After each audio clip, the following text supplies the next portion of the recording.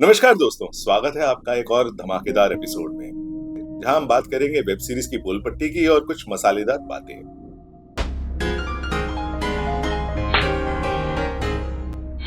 आज हम बात करेंगे द मिस्ट्री ऑफ मोक्ष आइलैंड, जो एक ऐसे आइलैंड की कहानी है जहां जितने लोग आते हैं उतने ही रहस्यमय तरीके से गायब हो जाते हैं।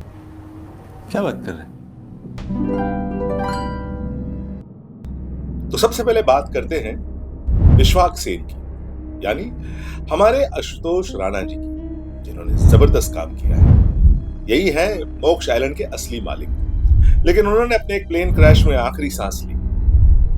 लेकिन कहानी यहां खत्म नहीं होती दोस्तों। अरे भाई, ये मर्डर मिस्ट्री है, इतनी जल्दी कैसे खत्म होगी? अच्छा, ठीक है।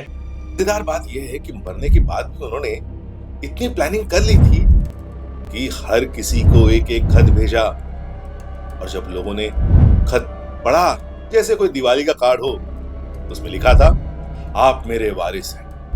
अब ये सुनकर हर कोई लालच में आ गया और आइलैंड पर आ जाते हैं। सोचा कि फ्री का माल बट रहा है, ले लेते हैं। लेकिन असली खेल यहीं शुरू होता है। अरे कहना क्या चाहते हो? तो जैसे कि सारे लोग आइलैंड पर पहुंचते हैं, एक से बढ़कर एक मिस्ट्री शुरू हो जाती है दोस्तों। कोई गायब हो जाता है तो किसी की जान चली जाती है, यहां तक के रिश्तेदारों की मौत पर कोई जरा सा भी पैनिक नहीं करता। मतलब कोई मरे या बचे, हर किसी का एक ही सवाल उठता है, जायदाद कौन ले जाएगा? पैसा ही पैसा होगा। दोस्तों, हंसने वाली बात यह है कि ऐसी हालत में लोग रोने की जगह एक दूसरे पर शक कर रहे हैं कि कैसे एक हफ्ते पूरे और पूरी जायदाद उनको मिल जाए। अरे भाई, पहले अपनी जान तो बचा लो।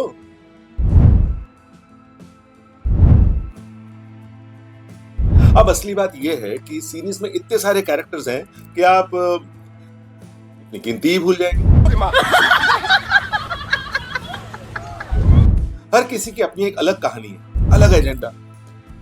कभी कभी तो ऐसा लगता है जैसे हम किसी पारिवारिक फंक्शन में आ गए, और यही कहानी दोस्तों थोड़ी धीमी पड़ जाती है। दोस्तों, मोक्ष आइलैंड में मौतें हो रही, पर इन मौतों पर कोई खास रिएक्शन नहीं है। मुझे लगता है अगर कुछ कैरेक्टर्स कम होते ना, तो शायद ये कहानी कुछ और तगड़ी हो जाती। बस बेटा, बहुत सीरीज की सबसे अच्छी बात यह है कि इसका प्रोडक्शन डिजाइन और सिनेमैटोग्राफी। आइलैंड ऐसे लगता है जैसे किसी हॉलीवुड फिल्म से उठाकर यहां रख दिया हो। हर लोकेशन इतनी खूबसूरत है कि आपको लगेगा, यार यहां छुट्टी बिताने का मौका मिल जाए तो मजा आ जाए। पर दोस्तों, हॉलीवुड के कलर्स अलग होते हैं और इंडिया में शूट करना, उसका टेक्सचर अलग होता है, उसके टोन अलग होता है।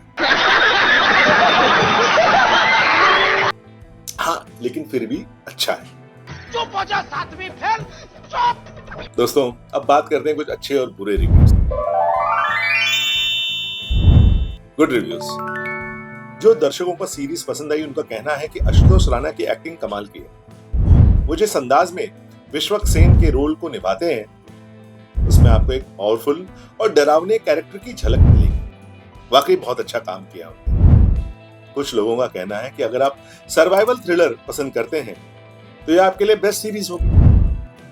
Bad review. बहुत से लोगों को लगा है कि सीरीज में बहुत सारे कैरेक्टर्स डाल दिए गए, जिससे कहानी बीच में काफी धीमी हो जाती है। सीरीज में मौतें हो रही है, लेकिन कोई डर या घबराहट नहीं दिखती।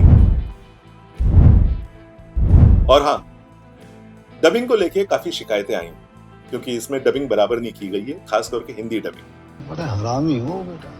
जो कैरेक्टर्स लिए ऐसा लगा है इसको चेप दिया गया है। बस बोलना है, आप मेरे बंदे हैं, चलो ये करो। आप कैरेक्टर को पकड़ो।